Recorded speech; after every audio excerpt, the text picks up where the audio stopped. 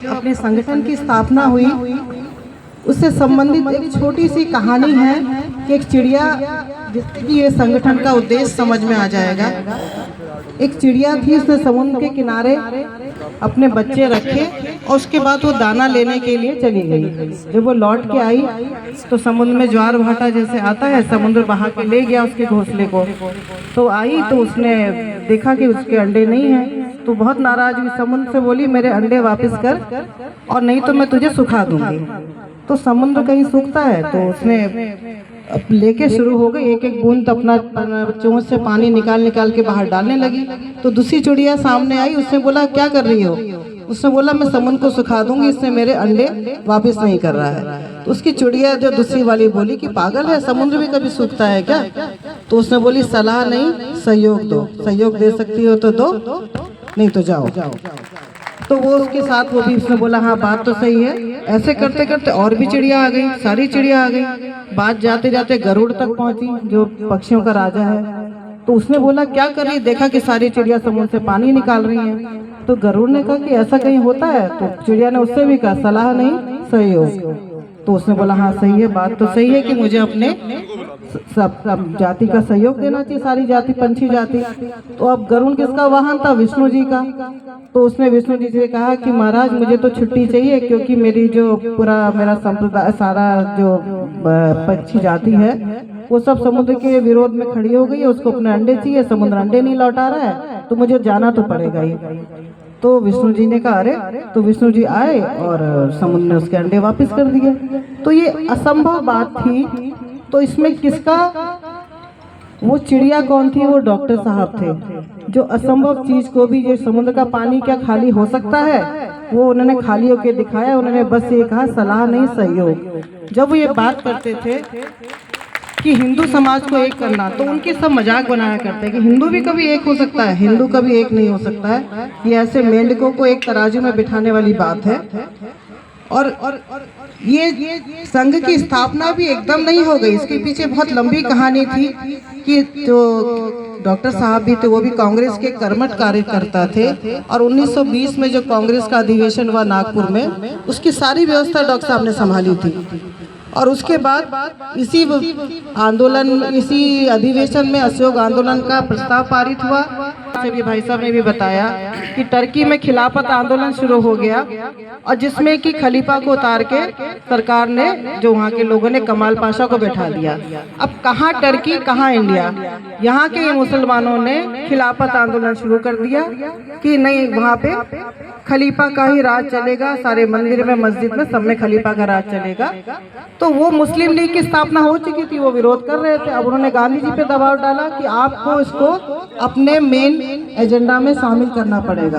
तो ये होती है शुरू से अपीसमेंट की राजनीति, जो तुष्टीकरण की राजनीति, जो तब से शुरू हो गई थी। और गांधी जी ने असहयोग आंदोलन का अपना जो आंदोलन था, उसमें उन्होंने खिलाफत आंदोलन भी जोड़ दिया, जो कि एक बात हमारा, हम किसी लक्ष्य को लेके चले, उस लक्ष्य से हम डाइवर्ट हो जाए, तो उससे काफी लोग उससे नाराज हुए। और इससे क्या हुआ, जो असहयोग आंदोलन में जो था, वो आंदोलन उतना सफल नहीं हो पाया, कि जिसकी वजह से, क्योंकि वो खिलाफत आंदोलन में भी वो अलग हो गया। और इसका डॉक्टर साहब भी उसमें जेल में रहे। इसी दौरान अभी जैसे भाई साहब ने बताया था, केरल में मोपला कांड हुआ। हम जो अपनी हिस्ट्री में भी पढ़ते थे, हमको कभी नहीं पढ़ाया गया। हमने, जब मैं इसको पढ़ रही थी, इसके बारे में स्टडी किया, हमने बचपन में पढ़ा था कि केरल में जमींदार थे अमीर, और गरीब मजदूरों ने विद्रोह किया जमींदारों के विरोध में, और उन्होंने इस वजह से वहाँ पे हिंसा हुई, विद्रोह हुआ।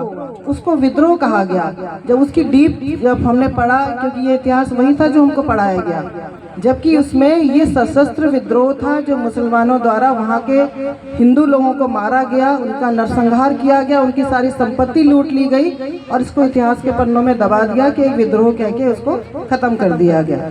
गांधी जी ने भी बोला हिंदू कायर है और मुसलमान स्वभाव से ही आक्रामक है।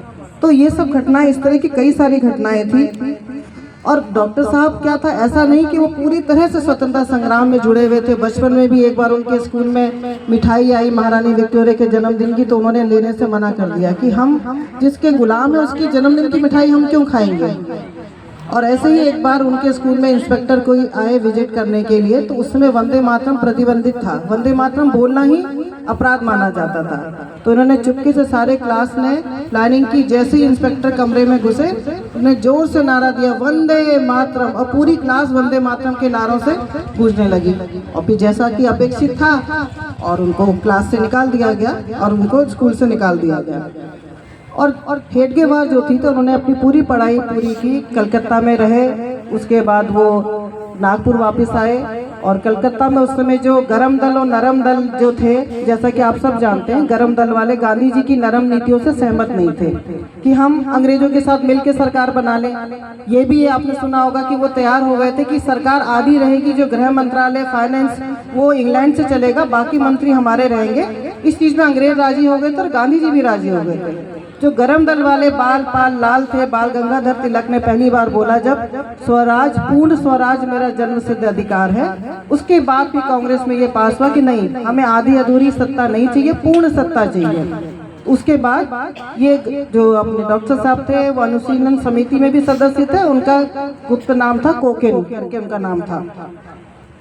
और फिर जब 1920 के असहयोग आंदोलन में वो जब जेल में रहे, तब उन्होंने गहन चिंतन किया कि आज़ादी की लड़ाई तो बहुत संगठन लड़ रहे थे उसमें, आज़ाद तो देश हो ही जाएगा, लेकिन आज़ाद हम परतंत्र हुए क्यों, और फिर दोबारा हम परतंत्र नहीं होंगे, जैसे भी भाई साहब बोल रहे थे, इसकी क्या गारंटी कि हम दोबारा कोई दूसरा और आक्रामकता आएगा और हमको फिर गुलाम बना लेगा।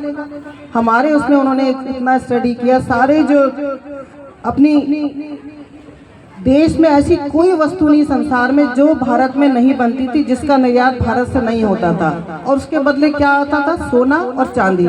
इसीलिए सोने की चिड़िया ऐसे नहीं बोलते थे भारत को। और एक रोम के लेखक है प्लिनी, उन्होंने अपनी किताब में लिखा है, रोम वासियों अपने खर्चे कम करो, क्योंकि वो इतना खर्चा उपभोग कम करो, हमारा सारा सोना भारत जा रहा है, क्योंकि इतना सारी चीजें मसालों से लेके कपड़े से लेके सिल्क से लेके सब कुछ हमारे यहाँ बनता था, और अपना उपभोग कम करो, नहीं तो हमारे देश का सारा सोना भारत चला जाएगा। और उस समय भी हम कहते हैं कि इतने बड़े 2500-3000 साल पहले अशोक की जो लाटें थी 30-40 टन की, वो पहाड़ों के ऊपर मिली, 2500 दूर मिली, कहाँ कांधार में मिलती हैं, ईरान तक मिलती हैं, कैसे वो गई होंगी उस समय, हम सोच भी नहीं सकते। हमें लगता है कि 2500 पहले साइंस डेवलप नहीं था, जब दुनिया जंगलों में थी तब हमारे वो लिखे जा रहे थे स्तंभ जो आज मिलते हैं हमें, शिला, विक्रमशिला, उदंतगिरी।